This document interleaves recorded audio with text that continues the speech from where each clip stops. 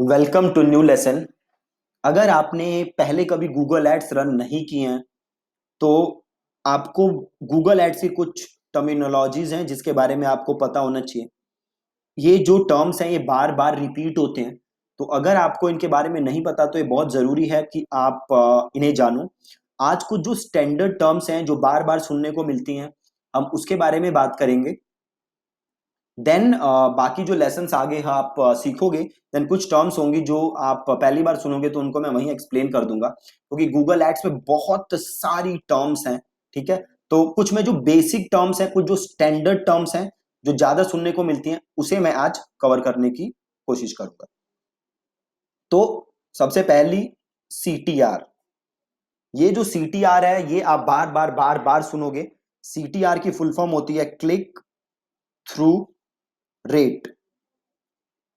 तो जैसे आप नाम से समझ सकते हो, क्लिक थ्रू रेट, कितने लोग आपकी एड देख रहे हैं और उसमें से कितने लोग आपकी एड पे क्लिक कर रहे हैं, उसको हम कहते हैं सीटीआर। सपोज करो 100 लोगों ने आपकी एड देखी और उसमें से 5 लोगों ने एड पे क्लिक किया, तो आपका सीटीआर हुआ 5%।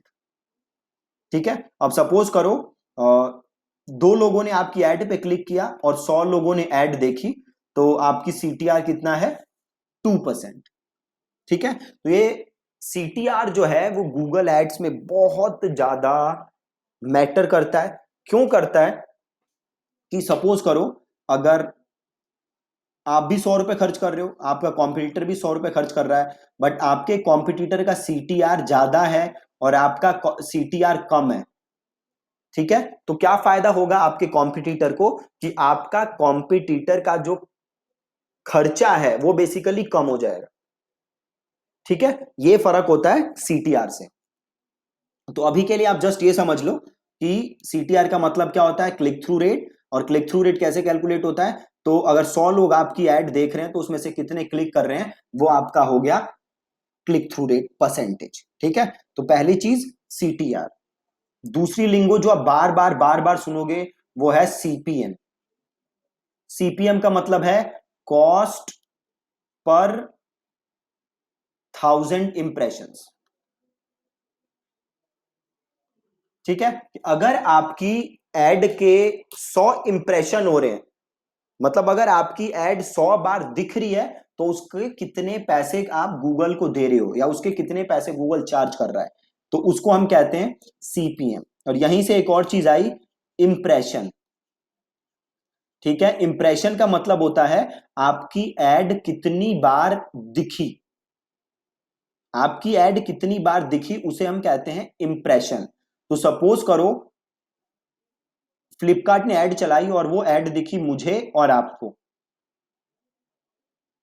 2 लोगों को दिखी, तो इसे हम कहते हैं रीच। कितने लोगों को ऐड दिखी उसे हम कहते हैं रीच। और सपोज करो मुझे 5 बार दिखी और आपको 6 बार दिखी, मतलब टोटल कितनी बार दिखी? 11। तो इंप्रेशन क्या हो गया? 11। ठीक है, तो ये 3 चीजें हमने देख ली। पहला सीटीआर, क्लिक थ्रू रेट, कितने लोग देख रहे हैं, कितने क्लिक कर रहे हैं। देन हमने देखा सीपीएम, सीपीएम इज कॉस्ट पर 1000 इंप्रेशन, 1000 लोगों को ऐड दिखाने का कितना खर्चा आ रहा है। देन हमने देखा इंप्रेशन क्या होता है, कितनी बार ऐड दिख रही है, दैट इज इंप्रेशन। देन हमने देखा रीच, रीच इज कितने लोगों को ऐड दिख रही है, उसको हम कहते हैं रीच। देन एक और चीज आप देखोगे और वो है cost, CPL. CPL is cost per lead. ठीक है, जैसे नाम से आप समझ सकते हो, आप जो लीड जनरेट कर रहे हो तो हर लीड आपको कितना खर्चा पड़ रहा है उसको हम कहते हैं CPL, that is cost per lead. Then एक वर्ड आप बार बार सुनोगे एंड दैट इज कन्वर्जन।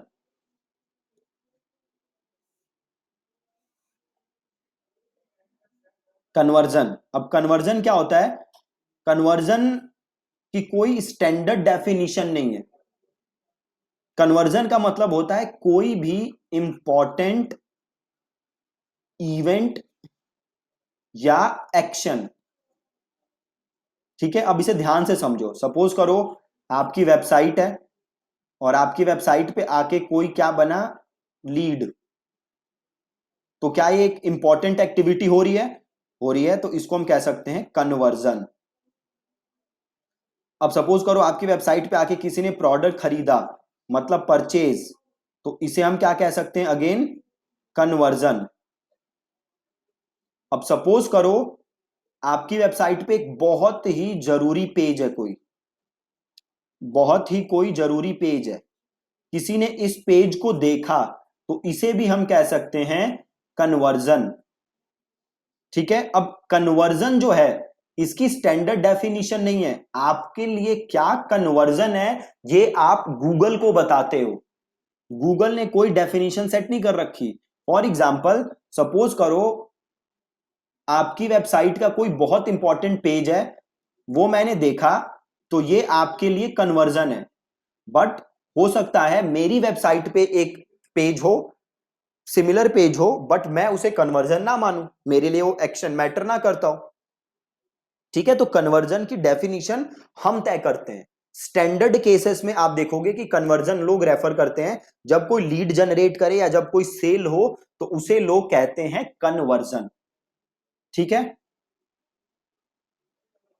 अब एक और चीज जो आपको बार बार सुनने को मिलेगी, तो अब तक हमने क्या क्या बात कर ली, अब तक हमने बात कर ली CTR, that is click through rate. Then हमने बात कर ली CPM, cost per thousand impression. Then हमने बात कर ली इंप्रेशन की, आपकी ऐड कितनी बार दिख रही है। देन हमने बात कर ली रीच की, आपकी ऐड कितने लोगों को दिख रही है। देन हमने बात कर ली सीपीएल की, CPL is cost per lead, कि आप जो भी लीड निकाल रहे हो आपको, तो पर लीड आपको कितना खर्चा पड़ रहा है। देन हमने बात की कि कन्वर्जन क्या होता है। देन एक चीज आपको मिलेगी सुनने को, वो है CPA. CPA is cost per acquisition, मतलब आप जो भी कस्टमर अक्वायर कर रहे हो उसके लिए आपका खर्चा कितना हो रहा है, उसको हम कहते हैं सीपीए। ठीक है जी, सीपीए किसे कहते हैं, जो भी आप कस्टमर अक्वायर कर रहे हो उसके लिए कितना खर्चा हो रहा है, उसको हम कहते हैं सीपीए। Then bid.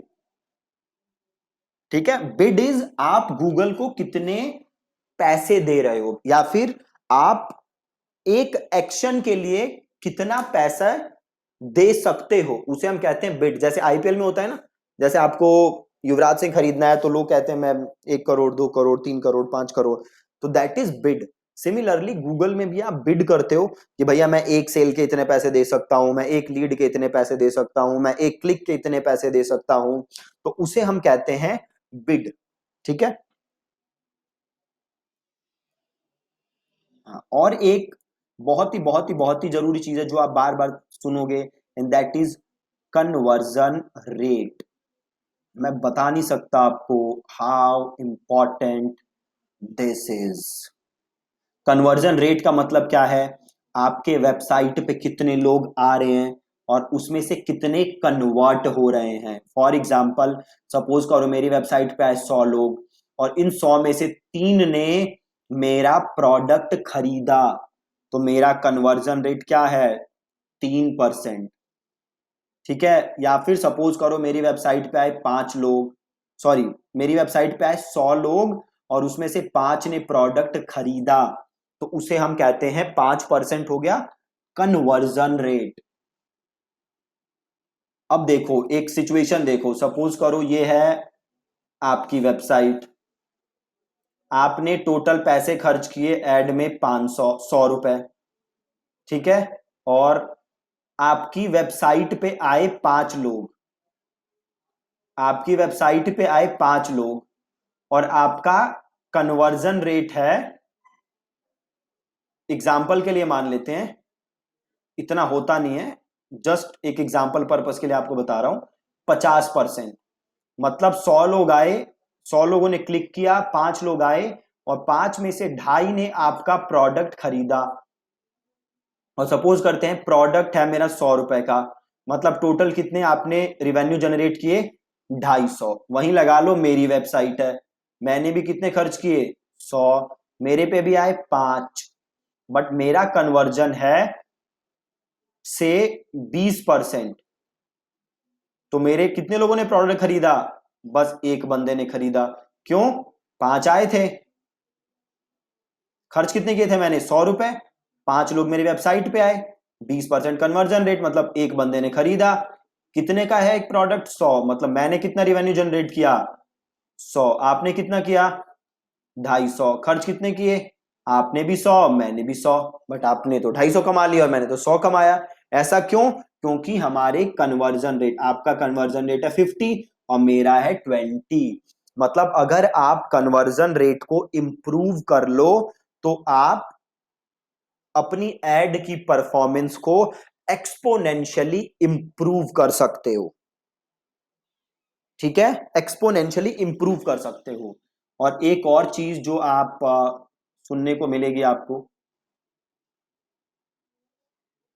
एक बार देख लेते हैं दोबारा क्या क्या हमने किया है। सो CTR समझ गए आप, CTR क्या है, CPM आप समझ गए, 1000 इंप्रेशन के कितने पैसे लगते हैं। देन वी हैव रीच, कितने लोगों को आपकी ऐड दिख रही है। देन वी हैव इंप्रेशन, कितनी बार ऐड दिख रही है। CPL, cost per lead. Then आपने समझा कन्वर्जन क्या होता है, कोई भी इंपॉर्टेंट एक्शन उसे हम कहते हैं कन्वर्जन। देन हमने पढ़ा CPA, CPA is cost per acquisition. Then bid, आप कितने पैसे देने के लिए तैयार हो। कन्वर्जन रेट, कितने लोग आ रहे हैं उसमें से कितने आपके कन्वर्ट हो रहे हैं। ठीक है, देन हमने कन्वर्जन रेट का एग्जांपल समझा कि कन्वर्जन रेट एग्जैक्टली काम कैसे करता है। ठीक है, इसके अलावा आपका गूगल में और स्टैंडर्ड टर्म कौन से होंगे जो बार बार यूज होते हैं, तो यही बेसिक टर्म्स हैं जो आपको बार बार गूगल में सुनने को मिलेंगे। ठीक है, और जो भी स्टैंडर्ड और इसके अलावा जो भी टर्म्स आएंगी वो मैं लेसन्स में आपको साथ साथ समझा दूंगा, क्योंकि काफी सारी टर्म्स हैं जो कि अभी आपको समझाना आपको ज्यादा समझ नहीं आएगा, वो उसी लेसन के साथ या उसी कॉन्सेप्ट के साथ आपको समझ आ सकता है। बट ये कुछ स्टैंडर्ड टर्म्स हैं जो कि गूगल में फ्रीक्वेंटली यूज होती रहती है। ठीक है जी, so thank you so much for watching this lesson. कल के लेसन में हम और आगे बढ़ेंगे गूगल एड्स में। और अभी आई एम श्योर कि आप लोग में से ज्यादातर ने मेरा फेसबुक एड्स का कोर्स भी लिया हुआ है, तो आपको पता है कि हम एकदम स्क्रैच से स्टार्ट करते हैं। सो हो सकता है कि आप में से ज्यादातर लोगों को ये चीजें पता होंगी, बट काफी सारे आप में से लोग होंगे जिन्हें ये सब चीजें नहीं पता होंगी। तो मेरा गोल हमेशा होता है कि हम बेसिक से स्टार्ट करें और धीरे धीरे हम एडवांस चीजों पे जाएं, एडवांस स्ट्रेटेजीज पे जाएं, एडवांस कॉन्सेप्ट्स पे जाएं। क्योंकि अगर आपको बेसिक्स क्लियर नहीं है तो बिलीव मी ऑन दिस, आगे का आपको कुछ समझ नहीं आने वाला। राइट, अब लोगों को भ्रम क्या है कि भैया एडवांस चीजों से ही सब कुछ हो जाता है। फैक्ट इज, अगर आपकी बेसिक चीजों पे पकड़ नहीं है देन एडवांस चीजों का कोई फायदा नहीं है। प्रॉब्लम यह है कि हम में से ज्यादातर लोग या आप में से ज्यादातर लोग ऐसे लोगों की बातें सुनते हो यूट्यूब पे जो डेली 50 रुपए 100 रुपए एड पे खर्च करते हैं, जिन्होंने लाइफ टाइम में ही 1000 रुपए खर्च किए हैं, and then they are preaching about ads. उन्हें खुद आइडिया नहीं कि स्केलिंग क्या होती है, उन्हें खुद पता नहीं स्ट्रेटेजीज क्या होती है। ठीक है, तो हम एकदम बेसिक से स्टार्ट करेंगे और देन हम एडवांस चीजों पे मूव करेंगे। बट मेक श्योर कि आपके बेसिक्स एकदम क्लियर हैं, आपको एकदम चीजें पता हैं। अगर आपको वीडियो 2 बार देखनी पड़ रही है कोई प्रॉब्लम नहीं है, 2 बार देखो। बट अगर आपने बेसिक लेसन्स मिस कर दिए देन आगे आपको दिक्कत होगी। ठीक है जी, that's it from this lesson.